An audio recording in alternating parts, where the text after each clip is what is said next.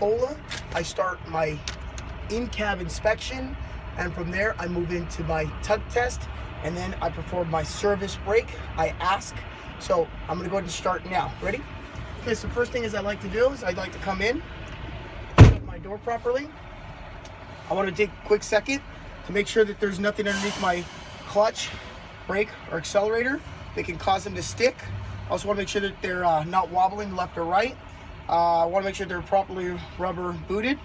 Okay, so I want to make sure that there's nothing absolutely that can roll underneath my pedals. Okay, once I'm guaranteed that there's nothing underneath my pedals, I always make sure I buckle up, very first thing. Okay, now that I'm latched in properly in my seatbelt, I want to make sure that I'm in neutral. My spring brakes are on. I want to make sure that I turn my key to the on position and my ABS light comes on.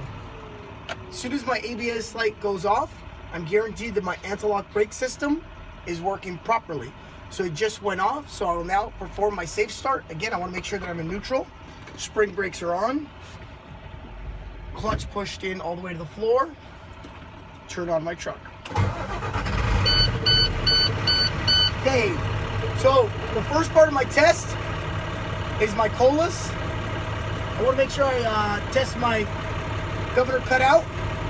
My governor cutout, I'm going to go ahead and fan down my brakes about 90 PSI. What I'm trying to emphasize is I want to make sure that I check to make sure my needles do not exceed 130 PSI. No more than 130 PSI. So I'm going to go ahead and step on my service brake.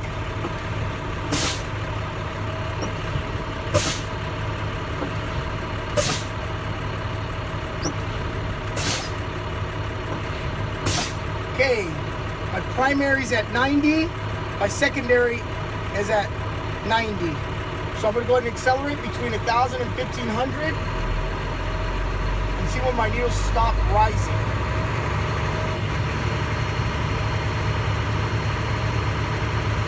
Okay, my needles are rising. Right now I'm just trying to see where they're going to stop rising. Again, should not exceed 130 PSI. No more than 130 PSI. Okay, still rising.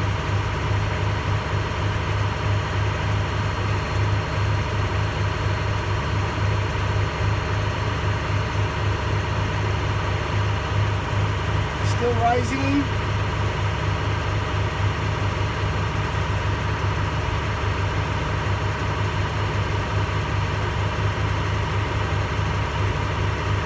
Still rising.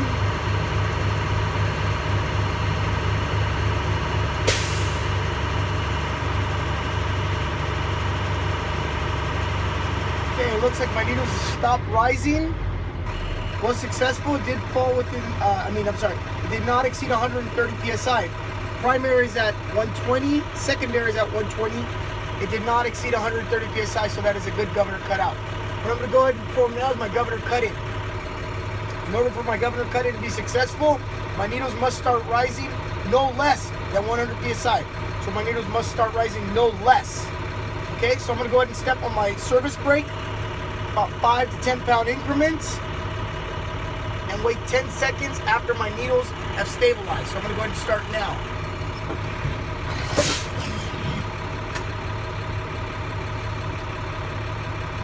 Okay, they've stabilized. 1, 2, 3, 4, 5, 6, 7, 8, 9, 10. Okay, they have not started to move yet, so I'm going to do it again. Wait for them to stabilize. 1, 2, 3, 4, 5, 6, 7, 8, 9, 10. So they have not started to rise. I'm going to step on it again. 1, 2, 3, 4, 5, 6, 7, 8, 9. Okay, it looks like my secondary actually started to move already. My secondary started about 104. My primary started about 105. So that was successful governor cut-in. It did not fall below 100 psi. Okay, so they're starting to rise. Okay, so what I'm going to do now is I'm going to go ahead and maximize my air pressure. What I'm going to do now next is called prevent rollaway. So I'm going to go ahead and secure my vehicle. First thing I got to do is build up maximum air pressure, fill up my tanks.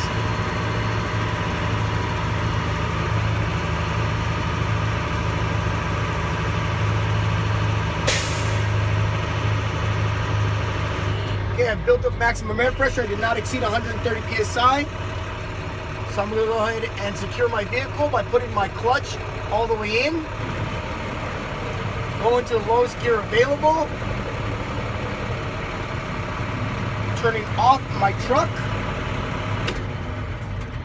Releasing my clutch. Making sure my key is on so that my gauges are working. And I'm going to go ahead and remove my spring brakes.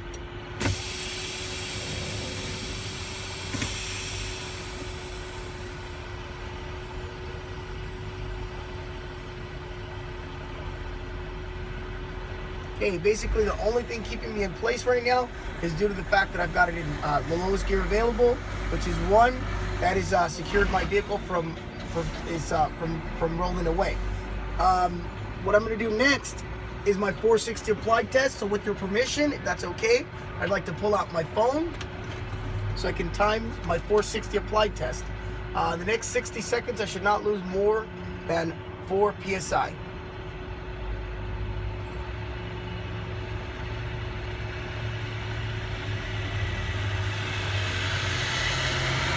I've got 1 minute on there. So I'm going to go ahead and step on the service brake and give you my new reading. Wait for my needles to stabilize. Okay, I've got about 105 primary, 105 secondary. I'll start my 60 seconds.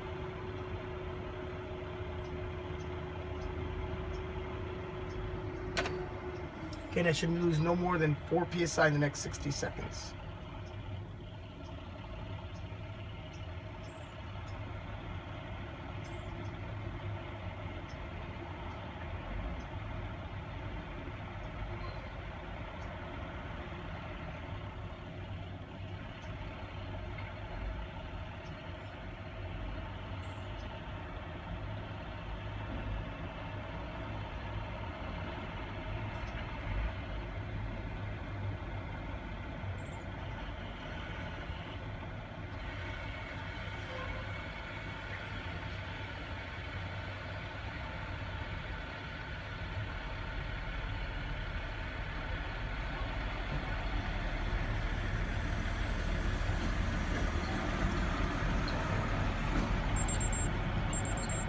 Okay, seems to be a good test. I did not lose any PSI, did not lose more than 4 PSI.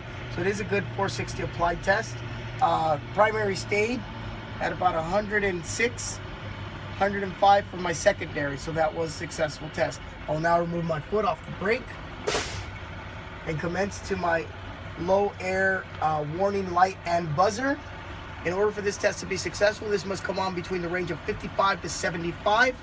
What I'm going to do is go ahead and start now, and I should have a light and a buzzer come on.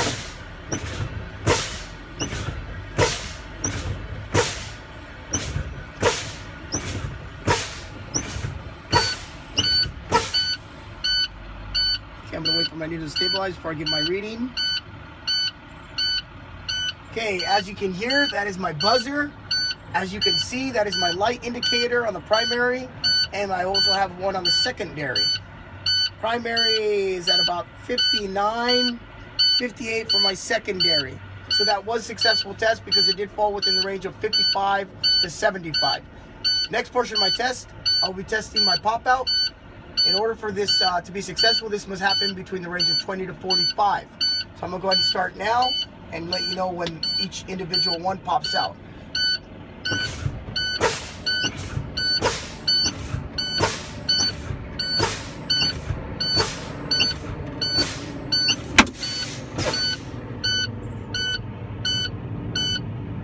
my needle to stabilize. Okay, so my trailer brake has popped out, and it did fall within the range of 20 to 45. Primary is going to be at about 40, and the other one's going to be about, secondary is going to be about 40 also. So I'm going to go ahead and continue to see where my parking brake pops out.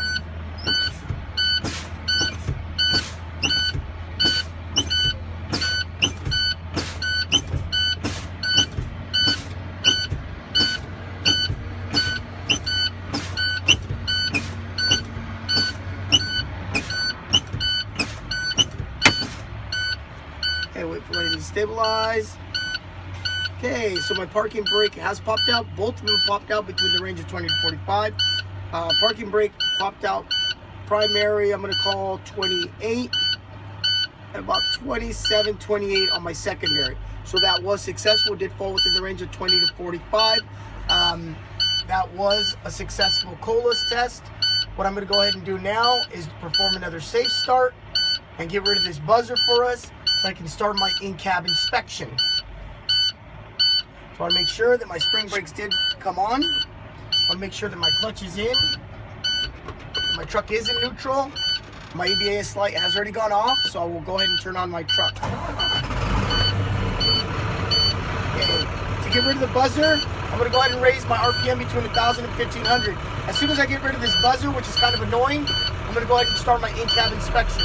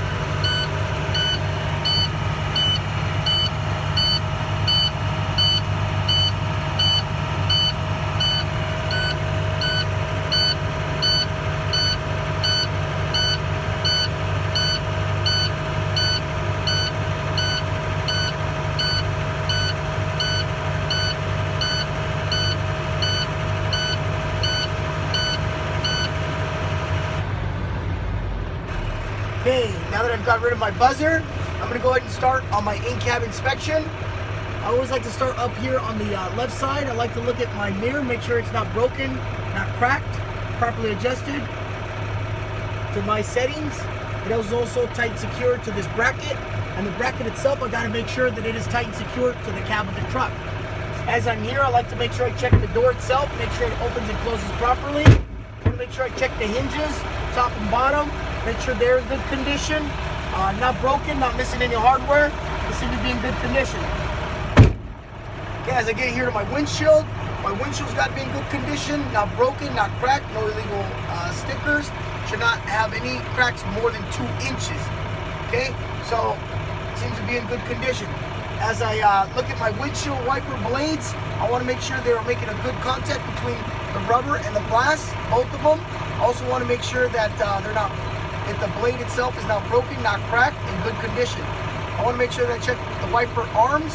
They should be in good condition, not broken, not cracked, not hanging off the truck, no rivets missing. I also want to make sure that I've got a low speed and a high speed on them. Okay? I also want to make sure that I got plenty of windshield wiper fluid.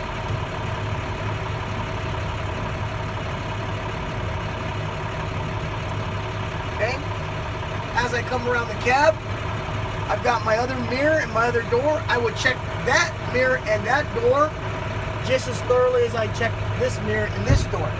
As I get around to my cab, I want to make sure I check the seat belt. The seat belt's got to be in good condition, properly fastened, tight and secure. I want to make sure it's not ripped, not torn, not frayed. I will check this one just as I did that one. I want to make sure that it properly latches. Okay, as I get down here on my floor, I'd like to mention I got my 3 reflective triangles with a good base, and they are tight and secure to the floor itself. As I get down here on this side of the floor, I want to make sure that I mention to you, I have my fire extinguisher down here. It is properly charged, properly rated for this truck, and it is also tight and secure to the floor. Okay, I've got spare fuses and circuit breakers here on the door. I got my fuse box here on this particular truck. I've got all my spare, I got my fuse box here. Okay.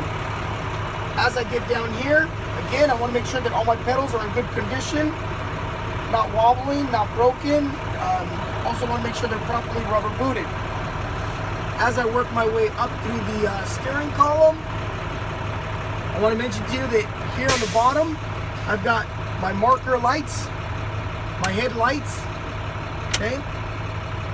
As I work my way up and out of the steering column, I want to make sure that I check my left turn signal, my right turn signal, also my high beam. As you can tell, that is my high beam indicator light, that blue light right there.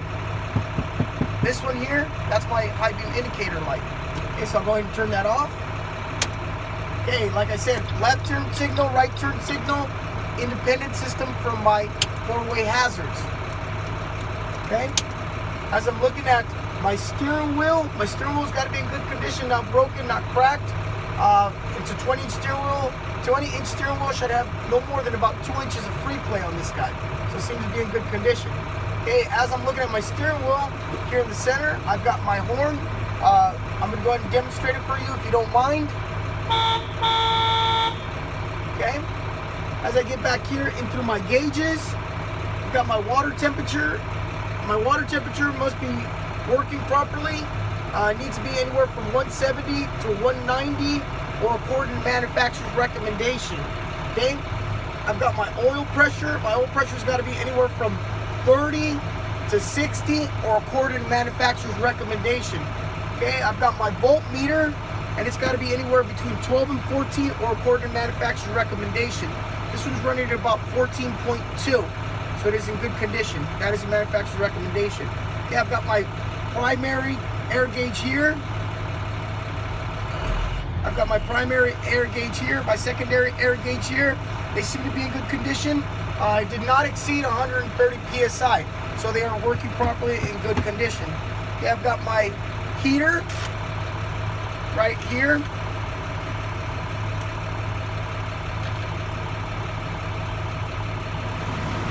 And I've got my defroster right here. My heater, defroster. Okay, I'm gonna go ahead and turn that off now. I've also got my parking brake valve here, which is my spring brake valve, and I've got my trailer air supply valve here. I want to make sure that they're in good condition, not broken, tight, secure, and also no audible sounds of leak, not leaking any air. Okay?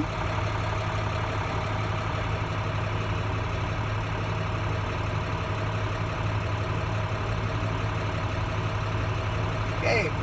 What I'm going to do now is I'm going to go ahead and perform my tug test. In order for me to perform my tug test, I got to make sure I want to put in first gear. For me to test my trailer brake, I'm going to go ahead and push in my parking brake. I'm going to be testing my trailer brake right now. See if it holds.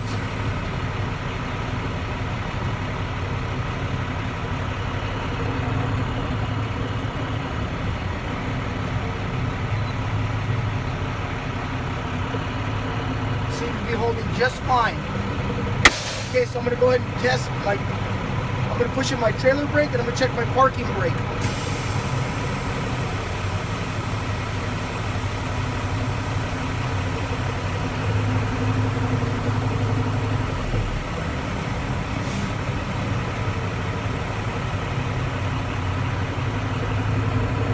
Seems to be holding just fine. I'd like to ask you, if it's okay, would you like me to verbalize, or would you like to actually see me check my service brake? If you'd like me to verbalize, it's a little safer just because there's a lot of trucks in here. And what I would normally like to do is I would want to make sure that I put my clutch in, go to first gear, make sure that my brakes are off, my spring brakes, and I'd want to go up to about 5 miles an hour.